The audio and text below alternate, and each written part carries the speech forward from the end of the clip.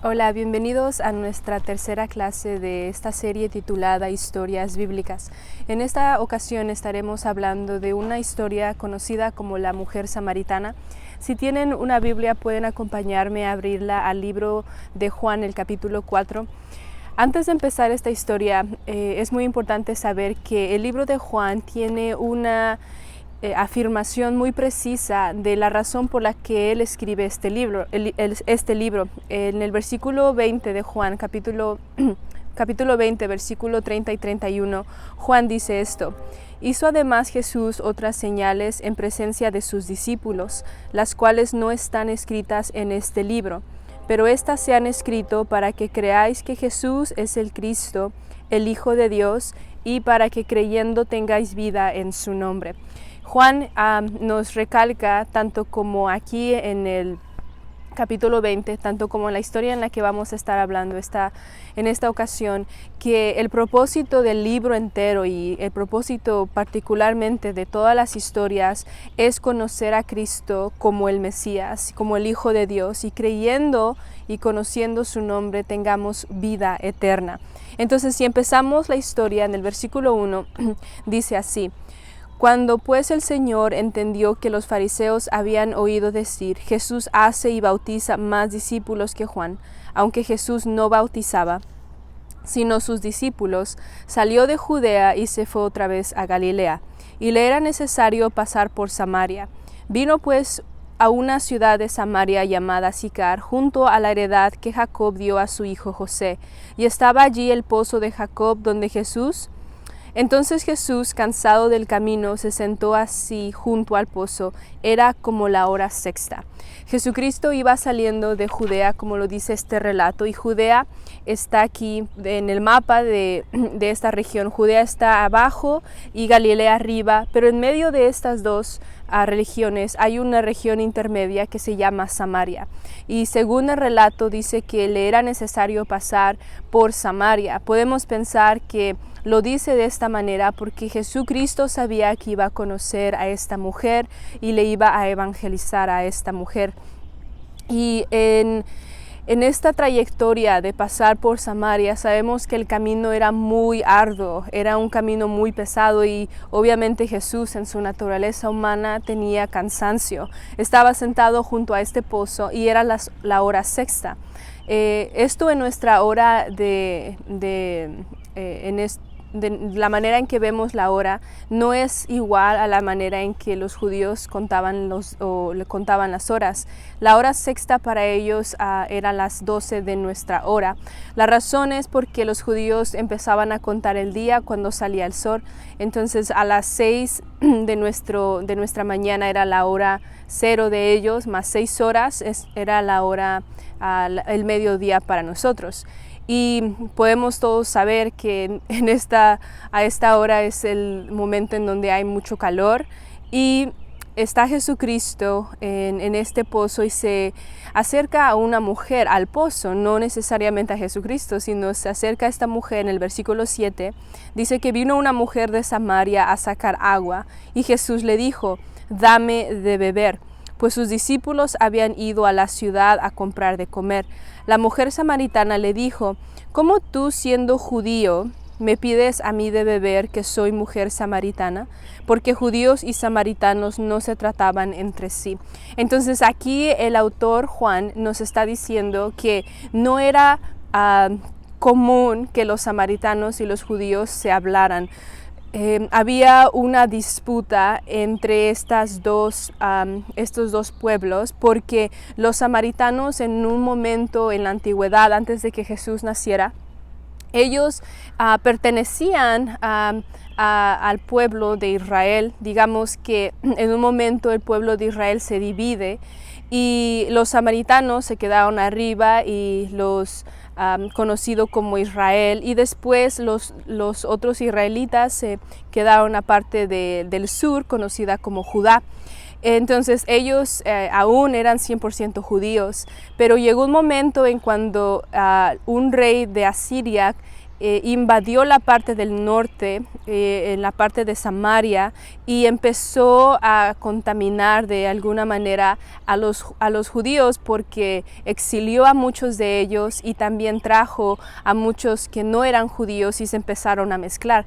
Ya para el momento en que Jesús está aquí con la mujer, ya había un conflicto muy grande entre los judíos y los samaritanos, porque los samaritanos creían que solamente los primeros 5 libros de la Biblia eran verdaderos y realmente no creían en la totalidad de la Biblia. Entonces los judíos los despreciaban porque tenían creencias muy erróneas acerca de Dios, y esta es la razón que Jesús aquí está yendo tras las barreras culturales, porque está hablando a una mujer, y no solamente a una mujer, sino una mujer samaritana. Podemos ver que la mujer se sorprende de que Jesús esté hablando con ella y le pregunta: ¿por qué me estás hablando? Básicamente.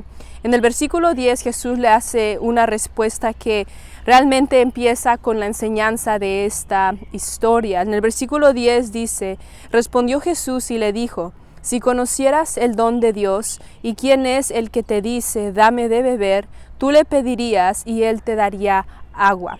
Entonces Jesucristo sabe que esta mujer está necesitada no solamente del agua del pozo, pero aquí Jesús está ya cambiando la conversación a una conversación espiritual. La mujer está empezando a ser evangelizada por nuestro Señor Jesucristo, y Jesucristo siempre usa usualmente cosas físicas que son entendidas por todos como el hambre, o en este caso como la sed, para mostrarnos la necesidad del corazón, la necesidad del espíritu. Y en el versículo 11 la mujer le dijo: Señor, no tienes con qué sacarla y el pozo es hondo. ¿De dónde pues tienes el agua viva? ¿Acaso eres tú mayor que nuestro padre Jacob, que nos dio este pozo del cual bebieron él y sus hijos y sus ganados? Entonces, si vemos el tono en que la mujer samaritana le responde a Jesús, está siendo sarcástica. Ella está diciendo: pero ¿de dónde tú me vas a dar esta agua que tú estás diciendo? ¿Y a poco eres más importante que el que hizo el pozo? O sea, el que hizo el pozo era Jacob, una persona que Dios le bendijo al mostrarle este lugar, el pozo, y donde muchas personas se han beneficiado por siglos. De hecho, el pozo de Jacob aún sigue activo hasta el día de hoy. Entonces podemos pensar que esta mujer está pues dudando, obviamente, y siendo sarcástica. Y Jesucristo en el versículo 13 le dice: cualquiera que bebiere de esta agua volverá a tener sed, mas el que bebiere del agua que yo le daré no tendrá sed jamás, sino que el agua que yo le daré será en él una fuente de agua que salte para vida eterna. Entonces aquí inmediatamente Jesucristo le está diciendo a la mujer que el agua que él está dando no es el agua del pozo, sino es una agua que, según al final del versículo 14, puede saltar para vida eterna. Ahora, ¿qué representa el agua exactamente? ¿Sí? Porque podemos decir: no, pues el agua representa paz, representa pureza. Realmente, cuando Jesús se refiere al agua, se está refiriendo a la salvación del corazón. Si vemos en el capítulo 7 de Juan, Jesucristo hace un llamado y usa la misma referencia a el agua. En el capítulo 7, en el versículo 37 y 38, Jesús dice: si alguno tiene sed, venga a mí y beba. El que cree en mí, como dice la Escritura, de su interior correrán ríos de agua viva. Entonces Jesús sabe que el agua que nosotros necesitamos es la transformación interna de nuestro corazón, que ocurre cuando nosotros creemos en Él. Cuando nosotros venimos y nos acercamos a Él, estamos nosotros tomando figurativamente de esta agua que va a saciar nuestro interior. Entonces, también vemos que la mujer no está entendiendo nada de lo que Jesús le está diciendo. Versículo 15, la mujer le dice: Señor, dame esa agua para que no tenga yo sed ni venga aquí a sacarla. La mujer piensa que aún Jesús se refiere al agua del pozo, hasta que Jesús empieza a tocar el punto central del corazón de la mujer. El problema que ella tenía es que ella estaba buscando el agua, estaba buscando la satisfacción o la felicidad en lugares incorrectos. Y Jesucristo le está apuntando a que ella misma se dé cuenta que Él está hablando de su corazón, ¿sí? En el versículo 16 Jesús le dice: ve, llama a tu marido y ven acá. Respondió la mujer y dijo: no tengo marido. Jesús le dijo: bien has dicho, no tengo marido, porque 5 maridos has tenido y el que ahora tienes no es tu marido. Esto has dicho con verdad. La mujer samaritana tenía una reputación muy mala en la sociedad en la que vivía, tanto como delante de Dios. Su necesidad de esta mujer estaba tan grande. ¿Por qué? Porque su pecado la llevaba a buscar la llenura de su corazón con hombres. Muchos de nosotros no podemos quizás identificarnos quizás con esta mujer, porque quizás no hemos tenido 5 esposos o 5 esposas, dependiendo nuestra situación, pero quizás sí hemos buscado y estamos probablemente en este momento buscando maneras en las que podemos saciar nuestro corazón con cosas o con personas. Y Jesucristo de esto le está hablando a esta mujer. Hay un versículo que me gustaría que ustedes buscaran cuando tuvieran tiempo. Ahorita yo lo voy a leer, pero se encuentra en Jeremías, en el capítulo 2, en el versículo 13.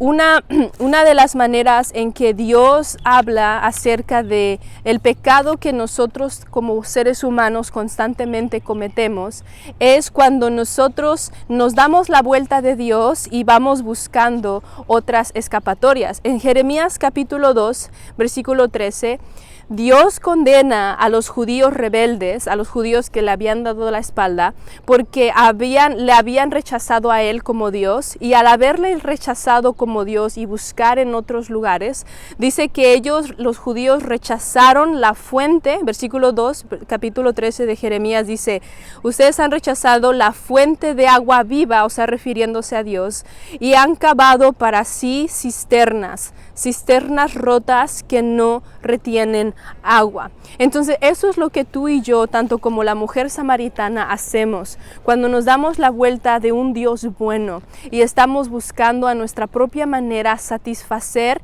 lo que nuestro corazón pide y exige. ¿Por qué? Porque nuestro corazón está diseñado para adorar. Y cuando nosotros nos damos la vuelta, empezamos a adorar a alguien que no es Dios. Y por lo tanto Dios dice: cuando ustedes hacen eso, ustedes están dando la vuelta de la fuente de agua viva que soy yo, y empiezan a cavar una cisterna, que las cisternas son creadas para que puedan retener agua por un momento de sequía, ¿verdad? Pero estas cisternas que nosotros cavamos son cisternas que tienen grietas que son básicamente inútiles para sostener agua por momentos largos. Entonces, la mujer samaritana está entendiendo que Jesús es más que un ser humano.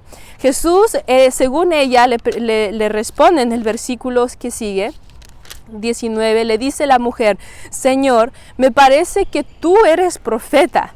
Nuestros padres adoraron en este monte, y vosotros decís que en Jerusalén es el lugar donde se debe adorar. O sea que la mujer está reconociendo que Jesucristo no es simplemente una persona que le está hablando y le está diciendo: oh, mira, tú tienes tantos problemas y esto, sino que ella sabe que hay algo especial en Jesucristo. ¿Por qué? Pero constantemente la mujer, esa es la primera ocasión que lo va a hacer, está tratando de desviar el tema o la conversación. Jesús le dice de su necesidad más básica y más importante, y ella saca otra conversación, cosa que naturalmente es muy usual cuando nosotros estamos siendo tocados por Dios y nos duele y nos molesta, y tratamos de cambiar nuestra mente o cambiar nuestro corazón. Y ella le saca la conversación y le dice: pero nuestros padres dijeron que deberíamos adorar aquí en Samaria, pero ustedes los judíos dicen que en Jerusalén. Entonces Jesucristo, en el versículo 21, dice, Jesús le dijo, mujer, créeme que la hora viene cuando ni en este monte ni en Jerusalén adoraréis al Padre. Vosotros, o sea, los samaritanos, ustedes, dice, vosotros adoráis lo que no sabéis, nosotros adoramos lo que sabemos, porque la salvación viene de los judíos. Dice versículo 23, mas la hora viene y ahora es cuando los verdaderos adoradores adorarán al Padre en espíritu y en verdad, porque también el Padre tales adoradores busca que le adoren. Dios es espíritu y los que le adoran en espíritu y en verdad es necesario que adoren. Jesucristo está en este momento, está cambiando y dice, va a llegar un momento en que no importa en dónde tú estés, tú puedes adorar a Dios en donde quiera que tú estés. Ya no va a ser necesario ir aquí a Samaria como tus padres o tus ancestros te dijeron, mujer. Ya no va a ser necesario que tú vayas a Jerusalén como los judíos dicen que es necesario. Va a llegar un momento en que no importa en dónde tú estés, pero sí importa cómo tú adores a Dios. Esta es la enseñanza muy importante, porque muchas personas dicen, no importa lo que tú creas, todas las rutas van a llevar a Dios. Jesucristo dice que eso es falso. Jesucristo dice que hay una sola manera en que Dios debe ser adorado. Según el versículo 23 y 24, dice que el Padre desea que en espíritu y en verdad le adoremos. ¿Por qué? Porque nosotros somos personas que la única manera en que podemos entender a Dios es que Dios se revele a nosotros. ¿Por qué? Porque el versículo 24 dice que Dios es espíritu. No podemos ver a Dios, no es un ser humano, aunque lo fue en un momento en Jesucristo, pero hay maneras en que Él se ha dado a revelar para que nosotros lo conozcamos. Una de esas maneras es a través de su palabra, su testimonio a través de los siglos, todo lo que Dios ha hecho y lo que Él desea que nosotros sepamos de Él, lo ha dicho a los antiguos y se ha quedado en este libro conocido como la Biblia. La segunda manera que Dios se ha revelado a la humanidad es a través de nuestro Señor Jesucristo. Entonces Jesucristo dice que va a llegar un momento en que no importa en dónde tú estés, y gracias a Dios porque todos estamos muy lejos quizás ahorita de Israel, pero podemos adorar a Dios a través de Jesucristo. Es la única manera en que Dios dice que nosotros podemos adorar a Dios y que a Dios le agrade. En espíritu se refiere con todo nuestro corazón, desde nuestro interior, con nuestra mente, con nuestro entendimiento de la verdad de Jesús y hasta nuestra forma externa de adorar, pero empieza desde el espíritu. Por eso es que Dios dice que debemos dejar a un lado la hipocresía y adorarle en espíritu y en verdad, o sea, conforme a lo que Él habla. Y la historia termina en el versículo 25 con esta interacción de Jesús y la mujer. Y dice que la mujer le dijo a Jesús, yo sé que el Mesías va a venir, llamado el Cristo. Cuando Él venga nos declarará todas las cosas. Y vemos que de nuevo la mujer está tratando de desviar la conversación para no enfrentarse con la realidad de su necesidad. Y Jesús en el versículo 26, que es el versículo principal de todo el capítulo 4, le dice, yo soy el que habla contigo. Y aquí quiero pausar un poco porque imagínense que estás tú teniendo una conversación con Jesucristo y tú no sabes quién Él es. Y después Él dice, yo soy el esperado Mesías, el prometido Mesías de las Escrituras. Él es y Él está enfrente de ti. La mujer obviamente ya no se nos dice lo que pasa y si hubo más conversaciones, pero ella en el versículo 28 dice que dejó su cántaro con el cual iba a traer el agua. Dice que dejó su cántaro y fue a la ciudad y dijo a los hombres, dice, venid, ved a un hombre que me ha dicho todo cuanto he hecho. ¿No será este el Cristo? Entonces salieron de la ciudad y vinieron a él. Imagínense esta mujer que se puede pensar que ella salió durante el día, durante la hora más caliente del día a traer agua, cosa que no era común en ese entonces porque las mujeres salían muy temprano en la mañana en grupo o muy tarde ya al atardecer para que no pasaran el calor. Probablemente esta mujer salió a esta hora porque tenía vergüenza de la vida que ella llevaba y tenía vergüenza probablemente de lo que las mujeres hablaran de ella si es que ella salía a la misma hora. Pero ella había conocido a una persona que le había cambiado el corazón, que le había quitado su culpa, que le había dado una oportunidad a pesar de que Jesucristo sabía exactamente quién era. Esta mujer va al pueblo y empieza a decirle a las personas que vengan a ver a alguien que le ha dicho todo lo que ella ha hecho. Dice que las personas salieron, porque obviamente el testimonio de esta mujer fue tan sorprendente que ellos dijeron, wow, de verdad, ella le pasó algo. Esta mujer la conocemos y ella no era así. Ella les estaba diciendo, como un predicador que escribió una vez algo que a mí me gustó mucho cuando se refiere a la evangelización, porque el pastor dice, nosotros somos personas hambrientas, diciéndoles a otras personas hambrientas en dónde pueden encontrar de comer. Y es lo que la mujer les está diciendo. La mujer tenía sed del corazón y se encontró con la fuente de agua viva. Y ella empezó a tomar de esta agua, teniendo fe en Jesús, y su corazón fue cambiado. Entonces las personas empezaron a creer en Jesús, según el versículo 39, que muchos samaritanos de la ciudad creyeron en él por el testimonio de la mujer, por la palabra de la mujer, quien daba testimonio diciendo, me dijo todo lo que he hecho. Entonces vinieron los samaritanos, versículo 40, a Jesús y le rogaron que se quedase con ellos, y se quedó allí 2 días. Y creyeron muchos más por la palabra de él, y decían a la mujer, ya no creemos solamente por tu dicho, porque nosotros mismos hemos oído y sabemos que verdaderamente este es el Salvador del mundo, el Cristo. ¿Y cómo nos puede animar esta historia? Nos puede animar de muchas maneras. La mujer samaritana no es muy diferente a nosotros.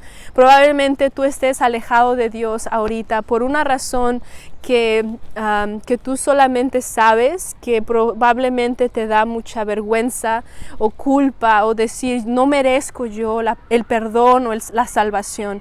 Y esta mujer nos da la respuesta de que no importa quiénes seamos, y Jesucristo nos dice que Él es un Salvador que no hace acepción de personas. Hay una esperanza para ti y para mí, hay una necesidad en nuestro corazón, y de nuevo te voy a leer para terminar el capítulo 7, en el versículo 31, dice que Jesús nos invita a todos, versículo 37 y 38, que si alguno de nosotros tiene sed, que vengamos a Él y que bebamos de Él.